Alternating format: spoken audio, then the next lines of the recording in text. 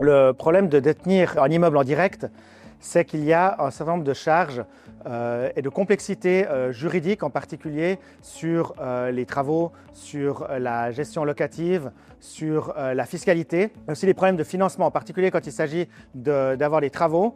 Eh bien, les banques ne sont pas toujours prêtes à financer ces travaux. Et puis, il y a souvent une baisse du rendement locatif, du rendement net de l'immeuble pendant une certaine période qui n'est pas toujours facile à gérer pour le propriétaire.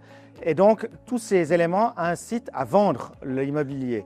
Le problème, c'est que quelle est l'alternative pour le propriétaire foncier? Les actions en bourse sont variables, les obligations ne rapportent plus rien, et donc il y a une volonté de rester de l'immobilier. Et le swap, l'apport en nature dans un fonds, permet justement de rester exposé sur un investissement immobilier, de garder un rendement immobilier avec un rendement régulier des parts, une sécurité de l'investissement dans la pierre, tout en se libérant des charges liées à la propriété directe. Finalement, l'investissement dans un fonds immobilier, c'est l'investissement dans la pierre sans ses soucis.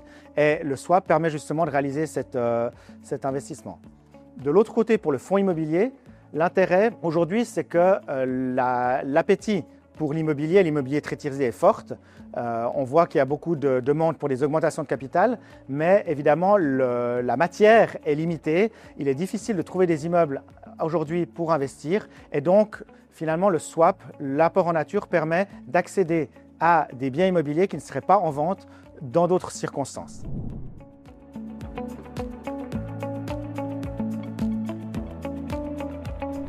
Je pense que le principal écueil dans le cadre d'un apport en nature, d'un swap pour un propriétaire privé, c'est la question de la fiscalité.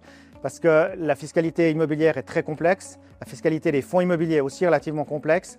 Et donc, chaque situation est différente et il y a vraiment un besoin d'avoir un conseil personnalisé pour chaque situation. On ne peut pas se fier simplement à des règles générales, à des publications. Il faut vraiment avoir un conseil personnalisé. Et ça, je pense que les propriétaires ne sont pas toujours conscients de cet écueil. Pour les fonds immobiliers, le vrai enjeu, c'est la due diligence technique, c'est-à-dire l'analyse de l'immeuble au sens technique du terme, parce que souvent, les fonds immobiliers entretiennent relativement bien leur immeuble de manière assez régulière avec, je dirais, des processus assez standardisés, alors que le propriétaire privé, souvent, néglige les travaux puisqu'il n'a pas d'intérêt financier direct avec les loyers à financer les travaux. Et donc, les immeubles qui sont détenus par des privés ont souvent un niveau d'entretien assez différent, parfois avec un peu de bricolage, auquel les fonds immobiliers ne sont pas toujours habitués. Et donc, un élément pour moi essentiel pour le fonds immobilier qui veut acheter un immeuble d'un privé, c'est de regarder comment l'entretien a été fait sur les dernières années.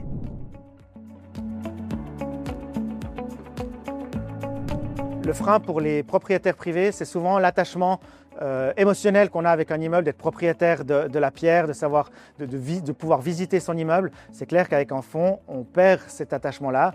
Alors comment lever ce frein? C'est surtout l'avantage financier d'avoir une régularité du rendement, d'avoir une optimisation fiscale qui permet de lever finalement cet aspect plutôt émotionnel avec des éléments objectifs. Un autre frein qu'on voit en pratique, c'est que les gérances ont une certaine méfiance vis-à-vis des fonds immobiliers qui ont tendance à négocier les commissions de gérance à la baisse, qui ont tendance à ne pas confier les travaux aux gérances mais les faire eux-mêmes. Et le frein, la manière de lever ces réserves peuvent être, comme on le fait, comme on l'imagine chez Fundim, de prendre vraiment les gérances comme des partenaires du fonds, de travailler avec elles, de leur confier les travaux parce que c'est finalement elles qui connaissent l'immeuble depuis très longtemps, qui ont l'historique et qui peuvent donc gérer, optimiser la gestion de l'immeuble sur le long terme avec la connaissance qu'elles ont.